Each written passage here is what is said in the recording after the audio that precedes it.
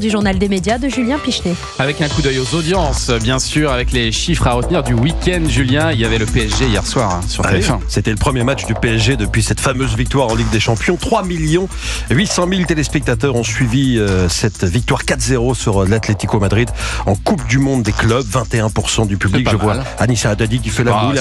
C'est pas mal, c'est la phase de poule, donc ça va s'accélérer après avec les matchs plus intéressants. TF1 était quand même en tête des audiences hier soir. Samedi sur TF1 toujours. Arthur a fait peut-être un petit score avec son nouveau jeu, le dernier cercle, 1 800 000 téléspectateurs. Vendredi soir, Michel Drucker lui a réuni 1 200 000 téléspectateurs, 8% du public. Pour son retour en prime avec Famille, je vous aime, c'est un bon score vu la concurrence. Il y avait Masked Singer en face sur TF1. Europe 1, le journal des médias. C'est pas tout à fait le même public entre Masked Singer et Michel Drucker, je crois. Mais je crois. Il y en a qui peuvent circuler. On revient tout d'abord sur les événements du week-end et samedi soir. C'était donc la première de Chez Ruquier sur T18. Laurent Ruquier, tête d'affiche de cette nouvelle chaîne. Il a lancé sa nouvelle émission à 20h pétante. Il est apparu assis sur un bureau où trônait une statue de Voltaire. L'animateur était entouré de plusieurs invités issus du monde de la culture. Clovis Cornillac, qu'on a reçu ici même dans Culture Média mercredi dernier, ou encore la comédienne Isabelle Carré. Alors après un bref tour de table, Laurent Ruquier a fait la liste des invités qui n'ont pas pu venir. C'est une séquence ironico-sarcastique qu'il proposait déjà dans On n'est pas couché sur France 2. Laurent Ruquier a cité la ministre de la Culture, Rachida Dati, qui selon lui s'intéresse davantage au sport et à la victoire du PSG en Ligue des Champions qu'au monde de la culture, c'est ça que c'est envoyé. Et puis il a évoqué aussi l'un de ses confrères, écoutez.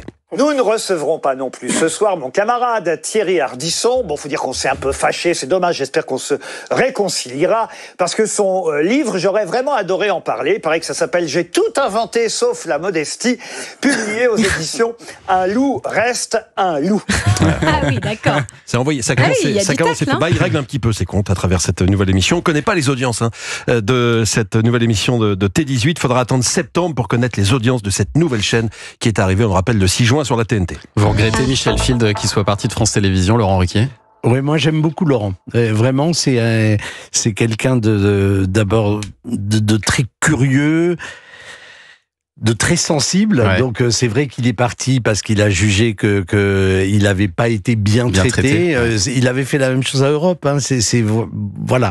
Et moi j'aimais beaucoup. On n'est pas couché parce que peut-être que ça répondait pas aux exigences d'audience d'une deuxième partie de soirée du samedi, et c'est vrai que pour le coup Léa a plutôt emporté la mise, mais cette soif de porter des émissions culturelles, on n'est pas si nombreux que ça à l'avoir dans le PAF, et il l'a, donc voilà, je lui souhaite bonne chance sur T18. En tout cas, le mercato est encore loin d'être terminé, puisque la journaliste Léa Salamé semble être au cœur des discussions en ce moment. Alors selon le Parisien aujourd'hui en France, l'animatrice de Quelle Époque devrait annoncer à ses patrons dans les jours qui viennent ses choix concernant la rentrée. On récapitule. On sait que BFM TV lui a fait une proposition pour l'animation d'un late show quotidien, mais les négociations n'auraient pas abouti. Mais il y a cette autre proposition qui court toujours, celle de récupérer les commandes du JT de 20h sur France 2. Alors on ne sait pas si c'est pour remplacer Anne-Sophie Lapix ou Laurent Delahousse le week-end, mais on se souvient, c'était en 2016 que Léa Salamé a déjà refusé ce poste qui, disait-elle, ne la faisait pas rêver. Alors, il faut dire que c'était à l'époque pour être joker de Delahousse. Là, si elle dit oui, elle devra quitter sa radio.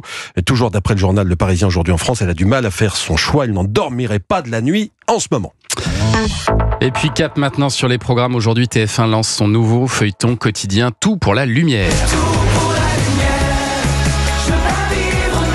Certains ont peut-être déjà regardé les 5 premiers épisodes qui ont été mis en ligne ce week-end sur Netflix. Je regarde Anissa, non, elle n'a pas encore regardé. Non, j'ai pas encore regardé. Elle pourra se rattraper tout à l'heure à 18h, puisque le premier épisode de Tout pour la lumière sera diffusé sur TF1.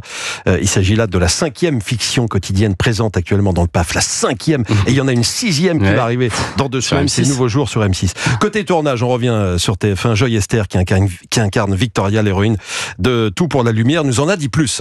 La somme de travail est incomparable avec une fiction, on va dire, dite normale. Là, on tourne sur plusieurs plateaux. Ça peut nous arriver de démarrer sur un plateau, puis de faire un transfert, puis de revenir. J'ai eu des tonnes et des tonnes de textes à apprendre. Après, le fait d'avoir fait Nos chers voisins à l'époque, ça m'a quand même appris à apprendre très vite, même si c'était du format court. On tournait pareil 4-5 mois dans l'année. Je me suis focus sur mon travail. Moi, dès que j'ai eu les textes, j'ai commencé à travailler. Tous les week-ends, je montais à Paris pour aller voir ma fille. Donc, je profitais du train pour bosser mes textes.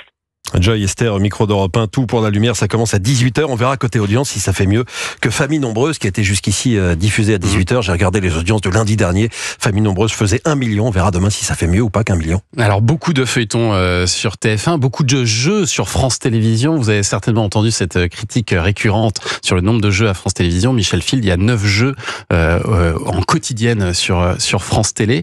Et en revanche, c'est vrai que la culture paraît moins présente, en tout cas sur des cases moins exposées. Est-ce que c'est quelque chose que vous regrettez, vous, en tant que directeur de la culture? C'est un éternel débat. D'abord, je n'aime pas l'idée de cloisonner la culture au secteur culturel estampillé, du spectacle, des émissions littéraires, etc. Il y a des tas d'émissions qui sont pas... regardez, n'oubliez pas les paroles. C'est un jeu sur la chanson. C'est aussi une émission sur le patrimoine de la chanson française. La culture populaire. Et de la culture populaire.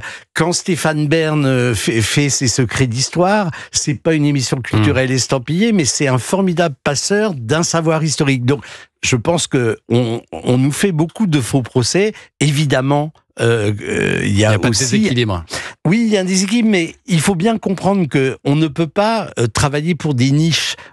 Quand je fais un opéra, quand je mets à l'antenne un opéra en première partie de soirée, je sais que je vais faire un score plus difficile et qu'il sera compensé par les succès des fictions. C'est un équilibre. C'est comme, je le dis souvent, un multiplex. Moi, je m'occupe des petites salles d'arrêt d'essai. Il faut des gens pour remplir les grandes salles. Et les jeux, c'est aussi une façon de faire de la culture de façon ludique et populaire. Merci beaucoup, Michel. Merci de votre invitation. L'émission Sans le filtre, c'est donc à voir ce soir 23h25 sur France 3. Merci aussi Julien pour ce journal des médias.